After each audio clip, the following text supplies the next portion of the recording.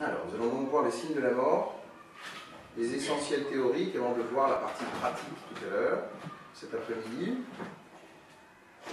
avec imagerie sur document PDF complet. Vous avez donc reçu sur vos téléphones le cours, le manuel, en 75 pages du module 8 de sciences forensiques. On va le finir, en tout cas pour ce matin, avec la partie signes de la mort. Pourquoi c'est si important de savoir si on est mort ou pas? Si on est mort ou pas? Oui. Ou si la personne qui est à terre, elle est morte ou pas? C'est ça?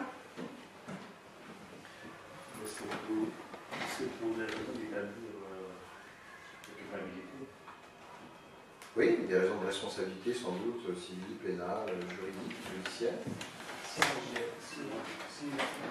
nous allons agir sans urgence pour le sauver ou Exactement, quelque chose qui est tout à fait. Doit-on agir immédiatement pour le sauver ou est-ce qu'on doit laisser faire? C'est ce qu'on a dit tout à l'heure. Savoir aussi si on doit ouvrir l'enquête ou pas. Tout à fait. Ça arrive. Et même pour ne pas tomber, autant même que criminologue ou un non-assistance à une personne en danger. Absolument, absolument. Donc en fait, oui, pardon. Oui, autant il faut éviter les écueils pour ne pas polluer la scène de crime, pour ne pas aller faire ce qui n'est pas approprié, en même temps, ne pas laisser quelqu'un à terre qui aurait besoin d'intervention pour en fin de réanimation. Absolument. S'il est en fin de vie. Alors, vous découvrez que je vais donc vous poser systématiquement quelques questions pour savoir si le cours est bien intégré. Le cours de ce matin. On le reprend à la suite. Donc, si j'ai bien compris. Pardon. Ce qu'il faut surtout retenir, c'est que dans tous les cas, on est exposé à une exposition à un risque juridique et pénal. Ah oui, ça c'est sûr. Il faut faire Dans très un attention à ce sens qu'on fait. ou dans un autre. Bonjour. 30 secondes, je donne un document.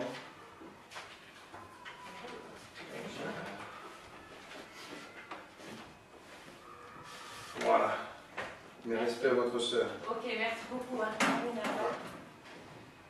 Alors, il me semble, si j'ai bien compris ce que nous avons dit ce matin, que n'importe quel médecin, finalement, peut être requis par le procureur de la République pour faire la médecine légale.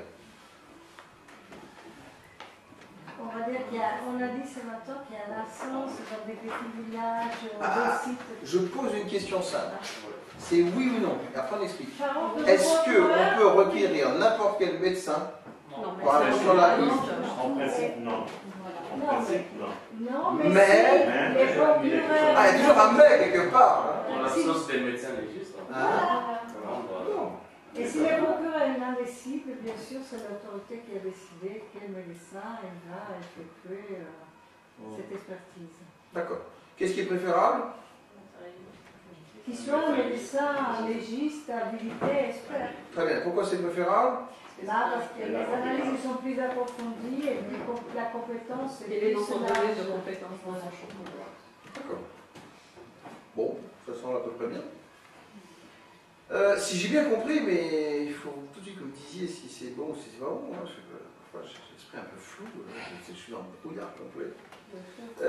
Lorsque il y a donc un procureur de la République qui a décidé donc de requérir comme ça un médecin, c'est systématique.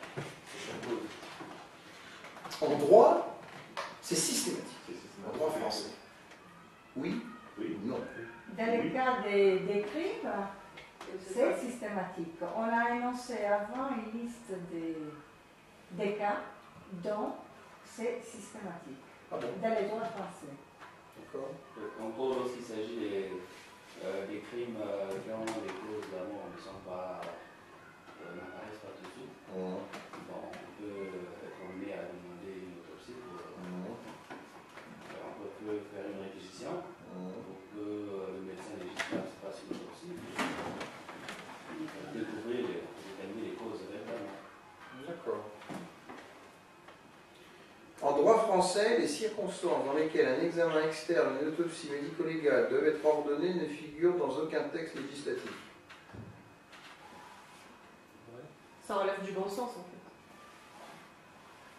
Après, Je répète, en droit français, les circonstances dans lesquelles un examen externe ou une autopsie, dont je vous ai parlé, médico-légale, doivent être ordonnées, ne figurent dans aucun texte législatif. Alors, est-ce que c'est systématique? Non. Ça n'est en rien systématique et ça n'est en rien prévu par une loi. C'est relatif au bon en dehors de...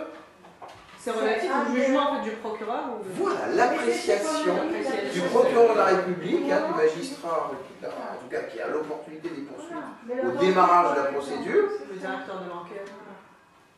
Et qui donc, après, donnera les suites éventuelles ou appropriées en fonction de l'avis éclairé du messagiste s'il l'a requis.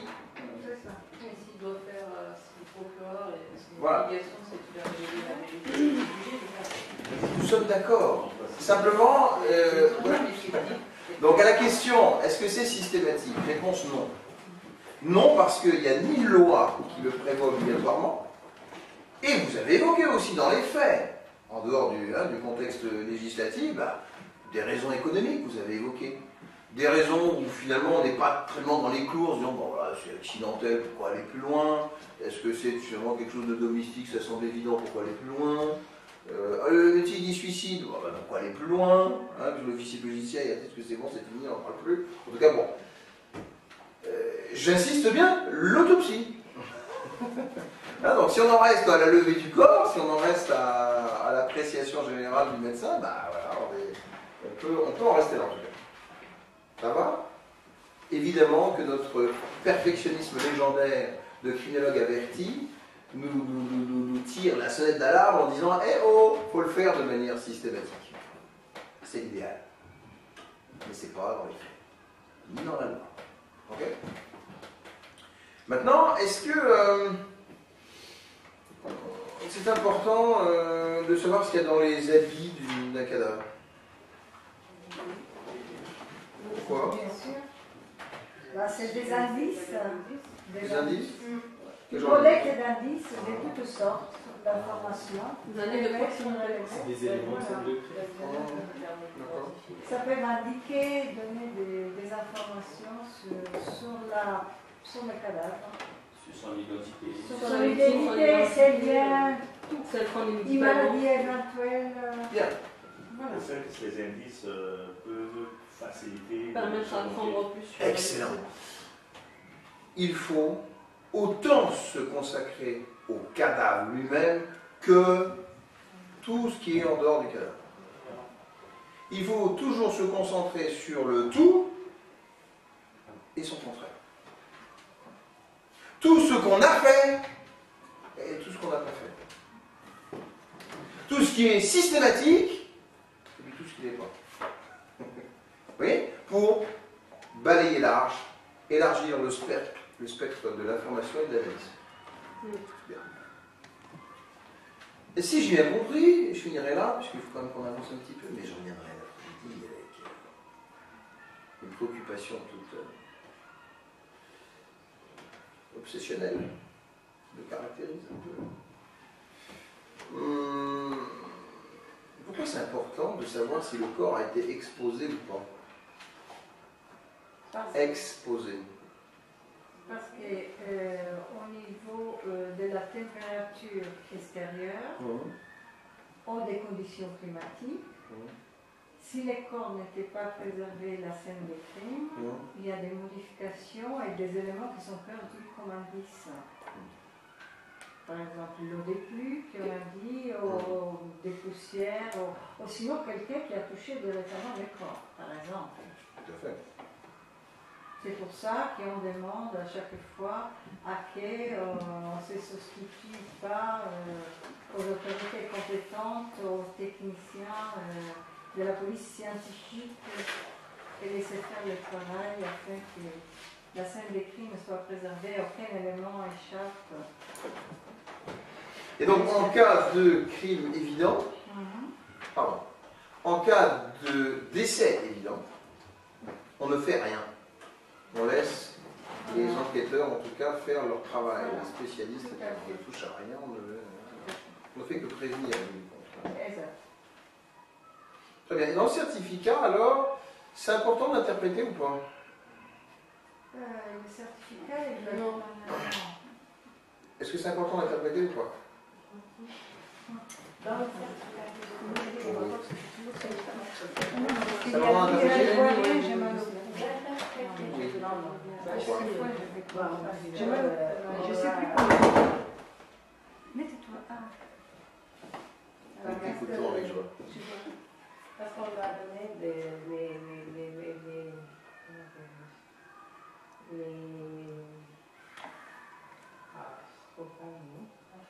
Tu vas trouver. les informations. Oui, Les oui. informations exactes que le médecin a pu prélever.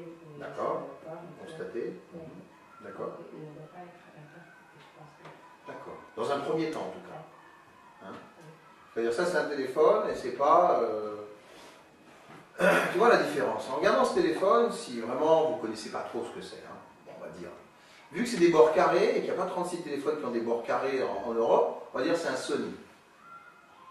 C'est une déduction et une interprétation bien trop rapide. Parce que c'est pas un Sony. Mais si vous regardez mieux, justement, ce truc-là, il va être un petit peu plus grand que n'importe quel Sony. Il a, évidemment, une allure, je dirais, basique. Mais si vous le retournez, vous dites, ah, c'est quoi cette histoire de carré? Aucun Sony n'a ça.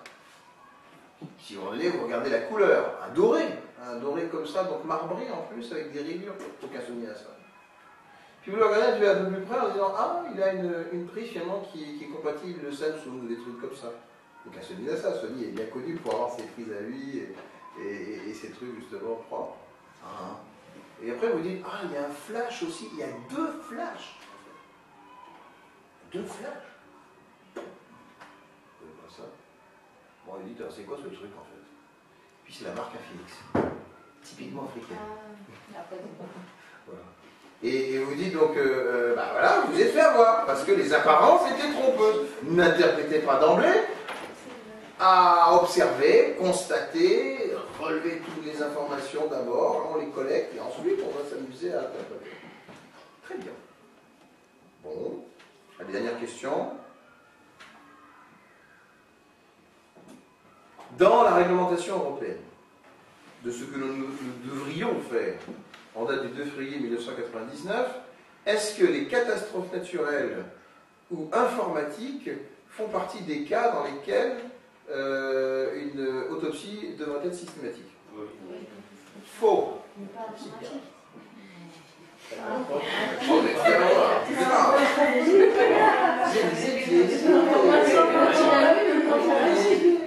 Non, mais ça dépend. Naturel. Oui, naturellement. Catastrophe naturelle, oui. Mais pas Informatique, non, c'est pas le mot. Quel est le mot? Technologique. Ah là, il va me dire, qu'est-ce qui chipote pour un technologique hein, au lieu de l'informatique? Mais en fait, j'ai tort. Pourquoi? J'ai tort. Mais moi je dirais oui dans tel cas, ou dans des cas où, par exemple, un problème informatique est surgi dans un hôpital où les données sont, enfin il y a un bug, Mais machin. oui, c'est une histoire de mots, de terminologie. Ah oui, Si vous dites technologique, ce sont tous les fonctionnements en hic. Ah oui, de technique, informatique, physiologique, tout ce qui est technologique, qui va faire appel à la technique en fait de n'importe quel système d'information ou de machinerie. Hein, on va dire. Et donc l'informatique fait partie des éléments de la technologie incontestablement. Donc j'ai tort. Encore fallait-il me le dire. Et c'est là où on rentre cette fois-ci dans une nouvelle dimension. L'esprit critique. C'est-à-dire, on apprend le coup, c'est bien. On l'a compris, après l'avoir un petit peu vérifié ensemble, c'est mieux. Puis il y a le moment où, parce qu'il y a un type qui est un peu plus là, qui est un peu plus spécialisé, ou qui fait autorité, ou qui a, vous voyez, une forme de, je sais pas, d'impression sur vous, quelle que soit la manière. D'accord? C'est pas forcément professionnel, c'est même dire, c'est votre père. Ah, votre père, il a dit ça, donc logiquement, s'il dit ça, c'est que c'est vrai. Eh ben non! Vous allez vérifier cette information grâce à ce que vous avez compris et acquis. Et si vous rajoutez un petit peu le bon sens et la liberté de pensée et de parole, alors vous allez dire papa, je crois que c'est pas tout à fait ça. Ah, monsieur le commissaire divisionnaire, si vous me permettez, je crois que c'est pas tout à fait ça. Et quand on en revient à Colombo, ça donne excusez-moi, non, vraiment, je m'excuse vraiment, etc. Mais vient le moment, à la fin du scénario, où vous voyez ah non, là on va se. Je vous ai invité, mais c'est pour vous dire quelque chose d'important. C'est vraiment important cette fois-ci. Là, vous voyez ça. Ah, et là, cassé complet. Ainsi donc, ayez cet esprit critique, gardez-le en tout cas en ligne de mire, hein, on va le travailler tout au long de l'année, en disant, nous apprenons des choses, mais après il faut les mettre en perspective. Tout compte. Les mots, les photos, les cas réels, ce qu'on va apprécier les uns et les autres, et se dire qu'à la fin, en conclusion, aller au bon sens, aller au plus évident, aller ce qui est au plus admis. Technologique, c'est un mot qui fédère toute une série de sous-spécialités, dont l'informatique. Donc quand je vous dis catastrophe naturelle et informatique, ça fait partie effectivement de la réglementation européenne, incontestablement, puisque c'est visé comme tel. Si un type vous dit le contraire, il dit le contraire de la réglementation européenne, gentiment. Allez, quand même. Ok? Allez, on continue avec l'histoire de la mort, avec Joël. Les signes de la mort. Le cadavre subit des modifications, vous voyez sur votre document, page 7, dès les premières heures qui suivent la mort. Il va subir encore des transformations au cours du temps qui feront disparaître les tissus mous du corps. Alors les facteurs influençant ces transformations sont, notez bien, parce que c'est ça qui fait qu'une datation est variable. Premièrement, les conditions climatiques, température et humidité. Évidemment, qu'un cadavre qui est laissé dans le désert va se momifier très rapidement, s'assécher très rapidement, alors qu'un noyé, ou un cadavre qui est immergé dans de l'eau, une rivière, une mer, etc., va être beaucoup plus dégradé au sens, en tout cas, de la liquéfaction des tissus. Donc, bien entendu, que ça va accélérer un certain nombre de modifications du corps, ou en tout cas typer ces modifications. Mais si on va dans la datation exclusivement, à remonter donc grâce à l'examen de ces modifications l'heure approximative de la mort, nous sommes très clairement dans des variations liées aux conditions climatiques. On le comprend très bien. Deuxièmement, la situation du corps, enterré ou pas dans l'eau, exposé ou pas. Et c'est évident que par exemple un corps qui a été remis dans une position introvertie, replié sur lui-même, position fétale par exemple, vous voyez, il va conserver plus longtemps, en principe, si c'est une température ambiante en tout cas dans la pièce, la chaleur à l'intérieur du corps. Donc peut-être que ça va mettre un peu plus de temps à se refroidir à l'intérieur du corps, du fait de la position un peu recroquevillée du corps. Mais si le corps est étendu en X, version sexophère, bras tendus, un peu comme si vous plongiez symboliquement sur la Terre, eh bien, c'est clair que les extrémités vont très rapidement se refroidir jusqu'à ce que même le bassin et les parties importantes du corps le souhaitent également. Donc, c'est clair que ça risque d'accélérer aussi le refroidissement, rien que par la position du corps, ou retarder le refroidissement suivant le cas. Troisièmement, le site, clos, en pleine nature, etc. Imaginez un cadavre que vous retrouvez chez vous. Vous avez votre maman chez vous, et voilà, vous rentrez là, et puis boum, et bon. Souvent, il y a des radiateurs en ce moment, il fait froid. Souvent, la personne, si elle est trouvée dans sa vie quotidienne la journée, elle est habillée. Donc si elle est habillée, elle sera dans une situation qui va un petit peu plus réchauffer son cadavre que si elle était retrouvée nue aux sorties de son bain, par exemple. Il se peut aussi qu'elle soit sur un revêtement chaleureux qui entretienne cette chaleur. Par exemple, si vous êtes sur le carrelage qui n'est pas chauffé et que le corps est tombé dessus, il va se refroidir plus rapidement. S'il tombe sur la moquette, s'il tombe sur le divan, vous voyez, des choses en tout cas qui ne sont pas en contact avec la froideur de la surface, du sol, bon, il se peut effectivement aussi qu'il y ait quelques variations. Tout ça, ça compte. Il faut vraiment regarder au cas par cas les circonstances dans lesquelles on retrouve ce cadavre. Il existe classiquement une déshydratation du cadavre. Il perd son eau, bien entendu, puisqu'il est plus alimenté, et donc voilà, ça se fait très naturellement. Perte de poids, affaissement des globes oculaires, voile cornéen et taches noires.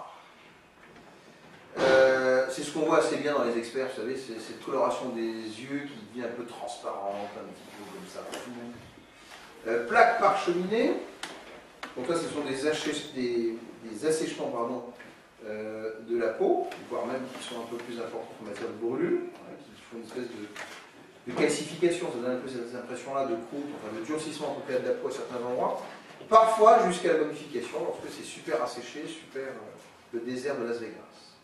Cette transformation du corps varie selon l'importance de la température et de l'humidité ambiante, on a bien compris. Bon, rien qu'en ayant dit ça, on a dit l'essentiel du pourquoi c'est si difficile de dater la mort. Il y a néanmoins des tableaux. Mais avant de voir les tableaux, qui vont être capitaux pour nous donner quelques repères quand même, il y a la putréfaction. C'est le signe positif de la mort, c'est le signe absolu de la mort, la putréfaction. Il y en a d'autres avant, certes, qui peuvent être... Mais là, vraiment, on est sûr à 100%. S'il y a plus de réaction, c'est terminé, on n'en parle plus. Ce phénomène apparaît grâce à l'activité des germes. Ancérobie, pas besoin d'oxygène pour vivre. Puis aérobie, besoin d'oxygène pour vivre, présent dans le tube digestif. Ces germes se multiplient et se nourrissent des matières organiques qui composent le cadavre. Ainsi, c'est un peu comme des rongeurs à l'intérieur du corps, qui mangent tout ce qui se présente à eux, jusqu'à dégager des paix, si vous préférez, l'expression aussi consacrée, ce produit et crée un gonflement de la totalité du corps. Ils mangent, on se déplace, donc il y a effectivement le déplacement, mais également tout ce qu'ils peuvent absorber et évacuer. Ainsi donc, à partir de là, une fois qu'on a compris ça, ces phénomènes permettent la destruction du corps à une vitesse et selon une évolution croissante, progressive. Avec l'aide des insectes, ça c'est aussi une autre histoire, mais c'est un vrai spécialiste qui fera ça, M. Patrick Montessoro, il viendra vous expliquer l'anthropologie légale, des escouades, donc ces séries d'insectes qui passent progressivement sur le cadavre et qui permettent de un petit peu mieux dater, il est vrai, surtout à long terme, après des morts qui datent depuis longtemps, la datation de la mort. Donc 8 escouades, 8 séries d'insectes différents passant sur le corps, permettant également de dater la mort suivant l'escouade. Cette désintégration du cadavre se fait plus rapidement vers une squelettisation. Alors, voilà ce que vous devez savoir. Vous avez 2 tableaux à savoir. Celui-là et le tableau de Vibert qui va suivre. Donc, quand il y a les 2 tableaux, en fait, c'est que le premier tableau, il est juste séparé pour... C'est un tableau qui reprend l'ensemble des éléments avant d'avoir un tableau simplifié qu'on appelle le tableau de Vibert. Voilà. Et là, on aura fait vraiment le tour de la question des signes de la mort au plan théorique. Disons que quand on a la tache verte, on a la putréfaction. Et quand vous allez donc descendre donc vers le bas du tableau, on remonte le temps. La putréfaction, c'est l'un des derniers signes de la mort, avant vraiment tout ce qui va devenir ossement, etc. Donc, on démarre par ce qui est le plus évident, parce que quand on a l'os, c'est clair que la personne est morte. Là, il n'y a pas de doute là-dessus. Voilà. Mais donc, retenez bien qu'on va remonter le temps à partir de la tache verte, c'est-à-dire la putréfaction.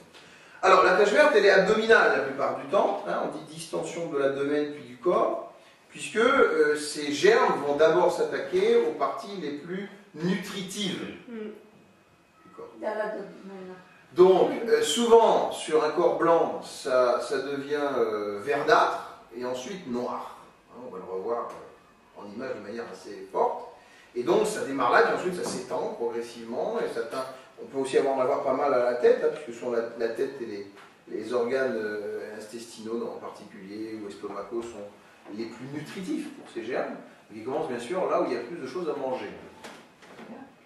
Et classiquement, donc, à partir de la fosse iliaque droite, avec des germes anaérobies, donc abdominales, donc dans l'abdomen.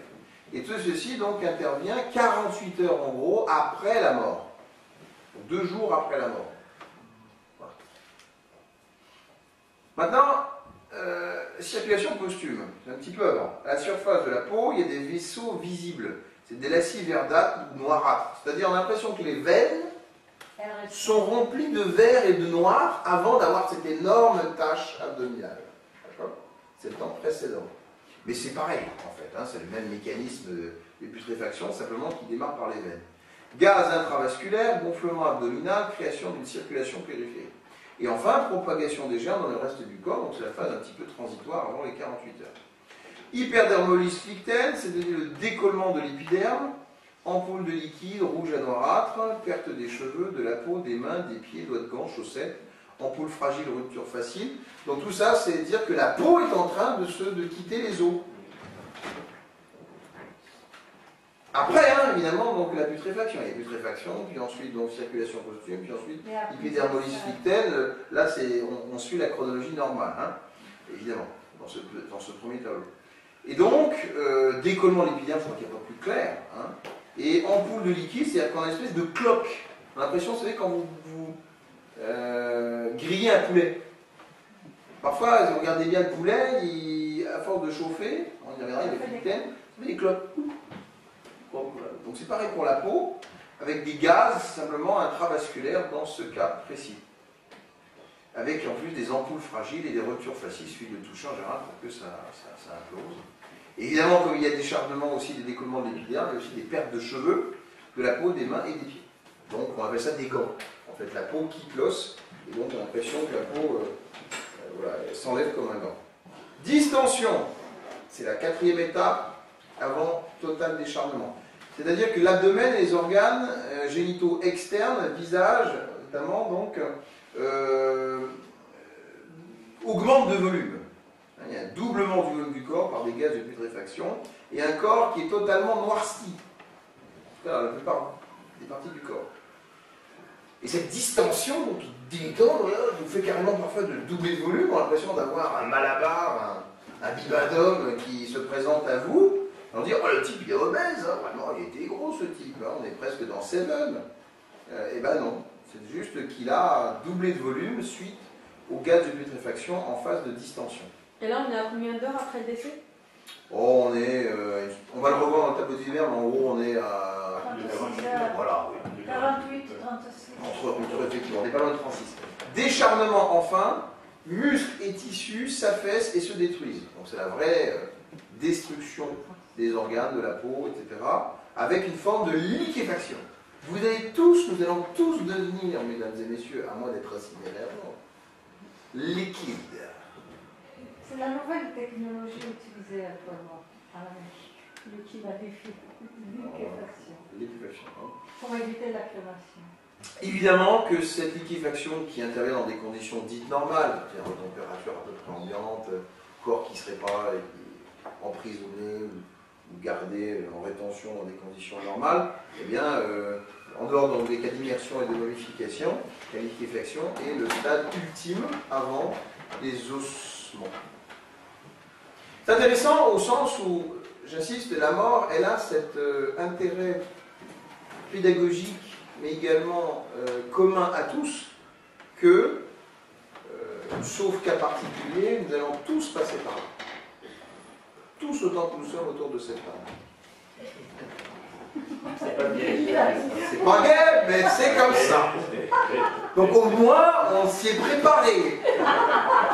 Nous saurons comment nous finirons. Hein?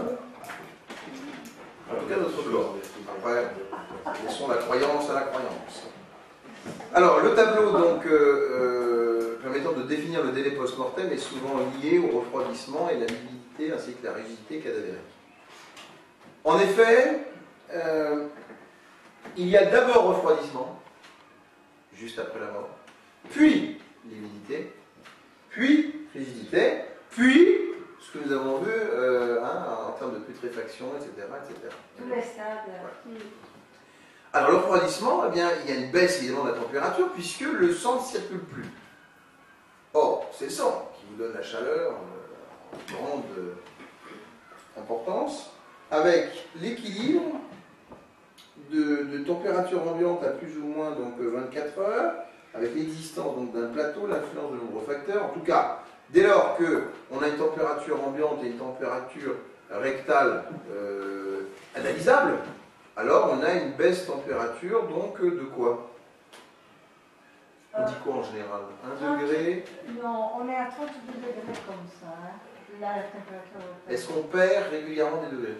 Non, on va dire que là, la température, elle descend, mais ça dépend, comme vous avez dit, si à côté d'un chauffage, si le corps appuyé... On entend souvent, malheureusement, qu'il y aurait une progression presque arithmétique de 1 degré toutes les heures, ou toutes les 2 heures, voilà, etc.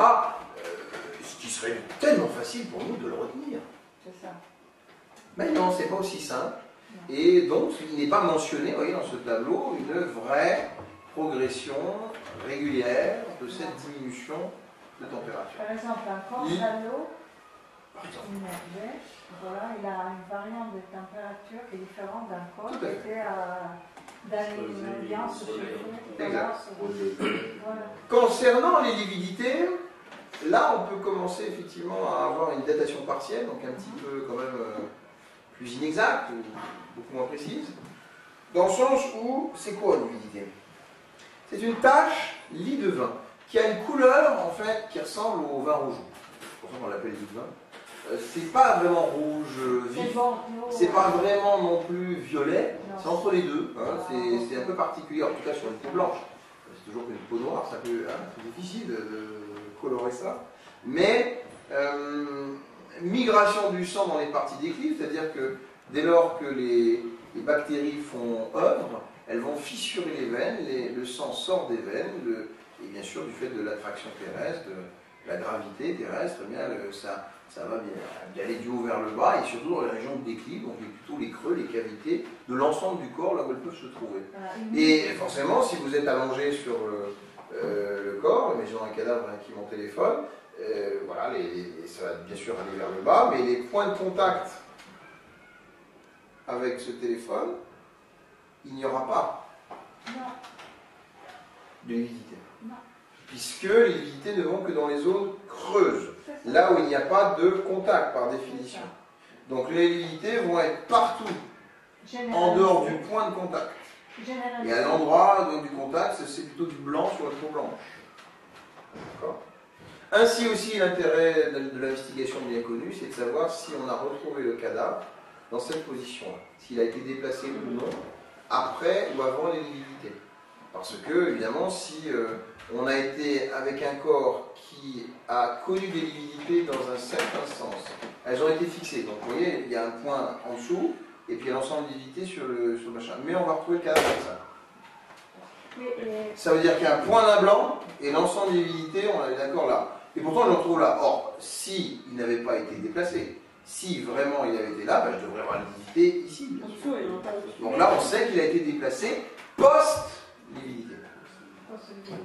Mais il y a aussi que les corps, pendant tous ces stades que vous avez énoncés, en subissant les transformations, ils bougent aussi. Quand ils se gonflent et tout ça. Vous allez lire dans ce que je vous ai envoyé. Tout à fait. Mais on n'est pas au stade de la lividité. Non, voilà. Enfin, la rigidité. Alors, pardonnez-moi, oui, la palpation et l'observation jouent beaucoup. C'est-à-dire la couleur du vin, le positionnement, c'est souvent je dirais, des zones relativement compactes quand même, hein, d'éviter. Alors que, on l'a vu par exemple pour la putréfaction avec ces petites veines comme ça, qui font un peu racines noires ou racines vertes de putréfaction, c'est beaucoup moins compact et concentré sur une zone, par exemple. Et puis donc ça intervient entre 30 minutes et 4 heures maximum, jusqu'à se fixer à 12 heures environ après la mort. Autrement dit, il y a des lividités qui sont fixes et d'autres qui ne sont pas fixes. Elles sont fixes, je répète, en gros à 12 heures après la mort.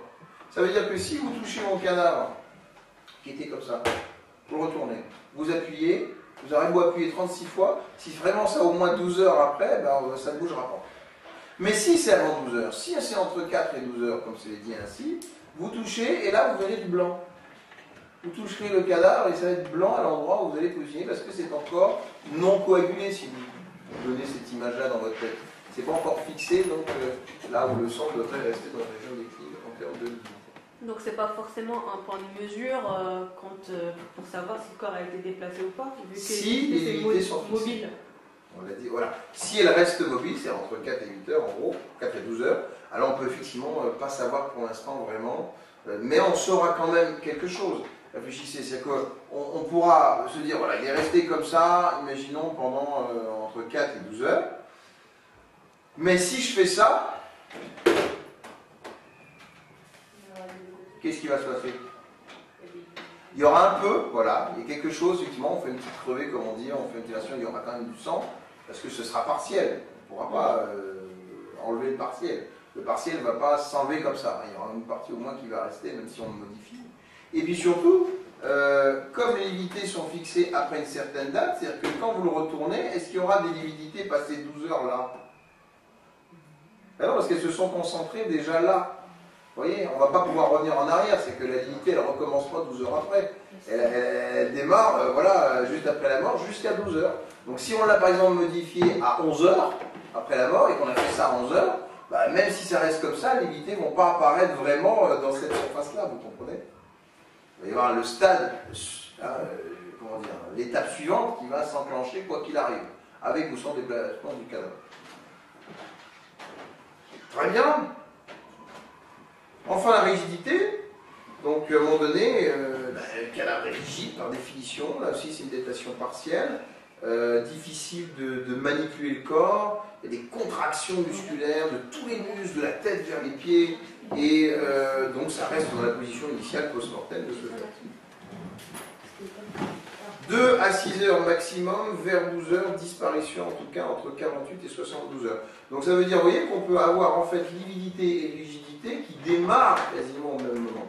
Par contre, la rigidité va durer beaucoup plus longtemps, jusqu'à donc 72 heures au maximum. Et le corps il se relâche après ou Oui. Du fait de la putréfaction, ça va gonfler et s'assouplir de nouveau. Reçu? Bien. Enfin, on va vous laisser aller manger. Il y a donc ce fameux tableau qui est particulièrement pratique, et c'est de cela dont nous allons parler, je dirais, pour l'essentiel de nos interprétations ou déductions de première hypothèse entre nous de criminologues. Nous ne sommes pas des médecins légistes, ce n'est pas un cours de médecine légale, c'est un cours de sciences forensiques, donc de criminologie appliquée à des éléments plus forensiques, à la scène du crime notamment. Alors, cadavre chaud, souple, sans lividité, vous voyez à quel point ça peut servir pour des policiers, des gendarmes, des gens voilà, qui peut-même ne connaissent rien à la médecine légale, et la mort remonte en gros à 5-6 heures. Cadavre chaud, c'est pas très chaud. Souple, ah ouais, c'est pas mal. Sans lividité. Ouais, naturel, un truc tout blanc, tout ça. Hein. On remonte à 5-6 heures. Si t'étais mort, mais t'es pas mort. Cadavre tiède. Début de rigidité. Début, hein. Lividité mobile. Mobile donc non fixée. Disparaissant de la pression. La mort remonte entre 6 et 12 heures. Ça, je crois que c'est clair, on l'a bien dit tout à l'heure aussi. Troisièmement, cadavre froid. Rigide.